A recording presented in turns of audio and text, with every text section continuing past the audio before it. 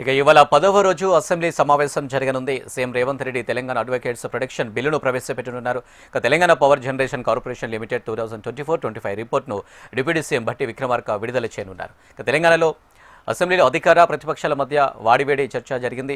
Metro స్వాధీనం ప్రక్రియ ఏకగ్రీవంగా తీర్మానం ఎలా ఆమోదిస్తారని మాజీ మంత్రి హరీష్ రావు ప్రశ్నించారు. ఇక హైదరాబాద్ను ఆనుకొని పెద్ద ఎత్తున మైనింగ్ జరుగుతుంది, ప్రభుత్వ ఖజానాకు తూర్లు పొడుస్తున్నారు అంటే హరీష్ రావు పేర్కొన్నారు. హైదరాబాద్లో దర్జాగా దందాలు కొనసాగుతున్నాయని అన్నారు.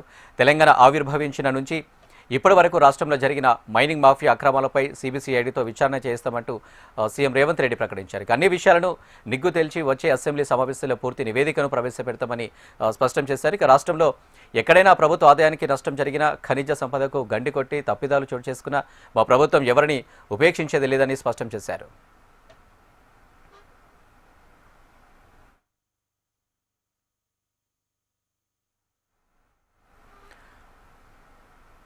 రైట్గా ఈరోజు జరిగే అసెంబ్లీ సమావేశానికి సంబంధించి మరిన్ని డీటెయిల్స్ మా ప్రతినిధి ప్రవీణ్ లైవ్లో అందించడానికి సిద్ధంగా ఉన్నారు. ప్రవీణ్,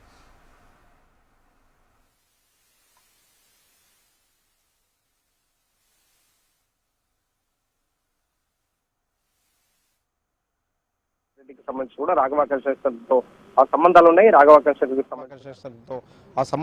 రాఘవాకర్షకు సంబంధించిన దానిపై కూడా అక్రమ మైనింగ్ జరుగుతుందనే దానిపై కూడా ఆ విచారణ చేపట్టాలి, హౌస్ కమిటీ వేయాలని చెప్పేసి కూడా బీఆర్ఎస్ పార్టీ ఆయన పట్టుబట్టింది. శాసనసభలో కూర్చొని అదేవిధంగా చాలాసేపు కూడా నిల్చొని కూడా బీఆర్ఎస్ పార్టీకి సంబంధించిన ఆ ఎమ్మెల్యేలు కూడా నిరసన తెలిపిన సిచ్యువేషన్ అయితే కనిపించింది. అదే సమయంలో మాత్రం ప్రభుత్వం కూడా గతంలో జరిగిన ఆ మైనింగ్ సంబంధించిన దానిపై కూడా సిబిసిఐడి విచారణ చేపడతామని చెప్పేసి కూడా ఇప్పటివరకే ముఖ్యమంత్రి రేవంత్ రెడ్డి శాసనసభ వేదిక కూడా ప్రకటించిన సిచ్యువేషన్ కనిపిస్తుంది. కాసేపట్లోనే ఆ బీఆర్ఎస్ పార్టీకి సంబంధించిన ఎమ్మెల్యేలందరూ కూడా గన్పార్క్ చేరుకుని గన్పార్క్ వద్ద ఆ ఎట్టి పరిస్థితుల్లో మాత్రం మైనింగ్ సంబంధించిన దానిపై కూడా విచారణ చేపట్టాలి, హౌస్ కమిటీ వేయాలన్న దానిపై కూడా ఆ నిరసన చేపట్టబోతున్నారు. నిరసన చేపడుతూ గన్పార్క్ నుంచి కూడా శాసనసభలో కూడా చేరుకోబోతున్నారు. ఇవాళ శాసనసభ వేదిక నుంచి కూడా ఎట్టి పరిస్థితుల్లో మాత్రం మైనింగ్ పైన కూడా హౌస్ కమిటీ వేసే వరకు మాత్రం బీఆర్ఎస్ పార్టీ పట్టు వదలొద్దు అనే దానిపై కూడా బీఆర్ఎస్ పార్టీ ఎమ్మెల్యేలు అయితే ఆ నిర్ణయం తీసుకున్న సిచ్యువేషన్ అయితే కనిపిస్తుందని చెప్పుకోవచ్చు. ఇదే సమయంలో మాత్రం రాష్ట్రంలో ఇప్పటివరకు ఎక్కడెక్కడైతే మైనింగ్ సంబంధించిన మాత్రం అక్రమాలు జరిగాయి వాటన్నిటిపై కూడా రాష్ట్ర ప్రభుత్వం వెంటనే విచారణ చేపట్టాలి. దాంతో పాటుగా ఆ మంత్రి పొంగులేటి శ్రీనివాసరెడ్డికి సంబంధించిన బర్తరఫ్ చేయాలంటే కూడా నిన్న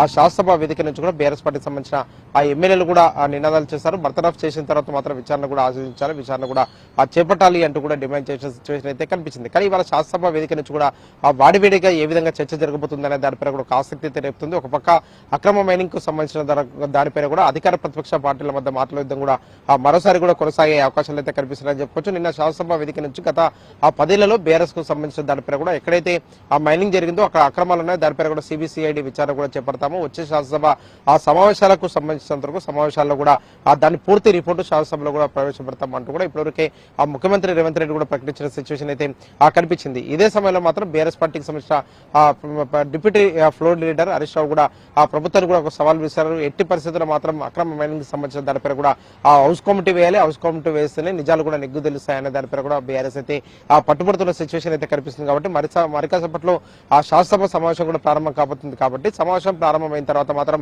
ఆ బీఆర్ఎస్ పార్టీ ఏ విధంగా తన గళాన్ని వినిపించబోతుంది అనే దానిపై కూడా ఇప్పటివరకే ఆసక్తి రేపుతున్న సిచ్యువేషన్ అయితే కనిపిస్తుంది. నిన్న ఆ మధ్యాహ్నం నుంచి కూడా రాఘవ కన్స్ట్రక్షన్ కు సంబంధించిన ఏదైతే అక్రమ మైనింగ్ జరుగుతుందని చెప్పేసి కూడా బీఆర్ఎస్ పార్టీ ఇప్పటివరకు చెప్తుందో దానికి సంబంధించిన దానిపై కూడా ఆ శాసనసభ వేదిక నుంచి ఎమ్మెల్యేలందరూ కూడా రైట్ ప్రవీణ్, థ్యాంక్ యూ.